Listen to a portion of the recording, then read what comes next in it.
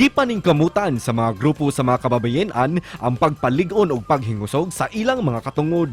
Sila ang grupo nga gitawag nga Zonta nga gilangkuban sa mga gihulagway nga mga empowered women sa katinlingban.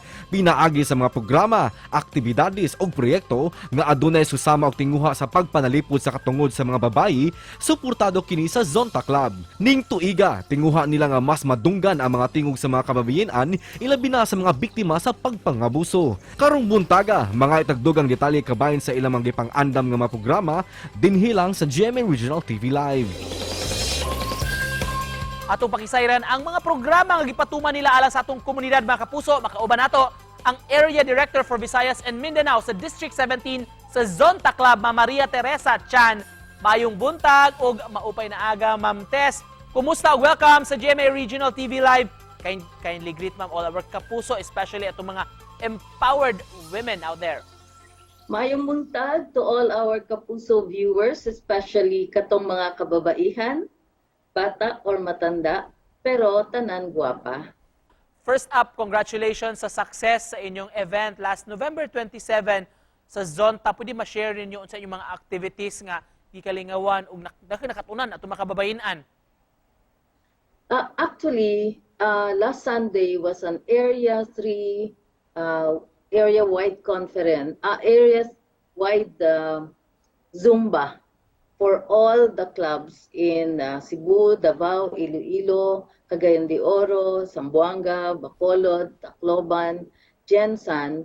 But instead of ordinary Zumba, we used safety moves for self-defense or self-defense moves for women. Unsa may ultimate goal sa Zonta Club sa inyong mga programa, especially before matapos yung tuiga, Ma'am Tess?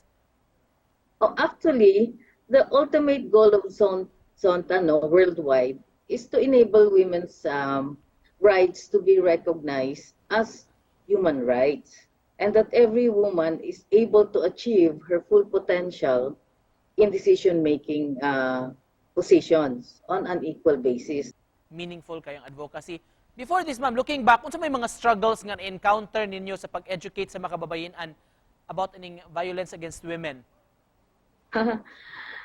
Well, of course, at first, there was a struggle because there was basically lack of knowledge among women about their rights, no, under the law. And also, some were resigned to the fact that that's part of life. Mm-hmm.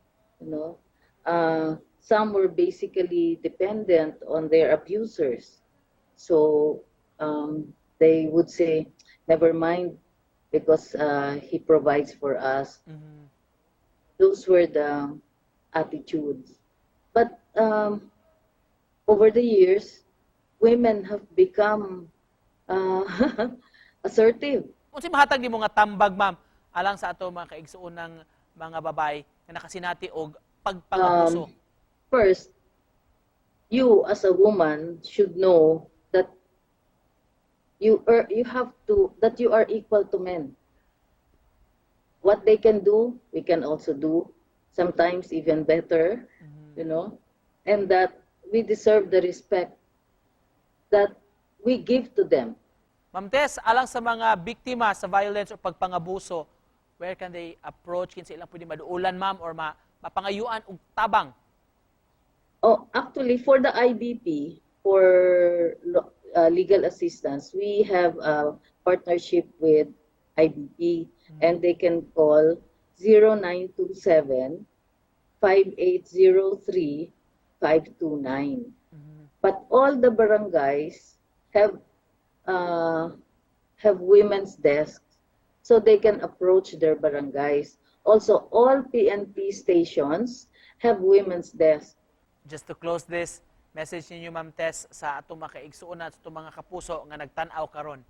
The government, civil societies, civic organizations, both national and global, are already aware of the problems that women under these circumstances face. So a lot of support are being given to women. So just bear in mind that hindi ka nag-iisa. Thank you so much, ma'am, for joining us this morning ug pagpaambit sa inyong mga programa ug sa atong advokasya. Ma'am Teresa Chan gikan sa Zonta. Thank you. Salamat, ma'am. Thank you for the opportunity.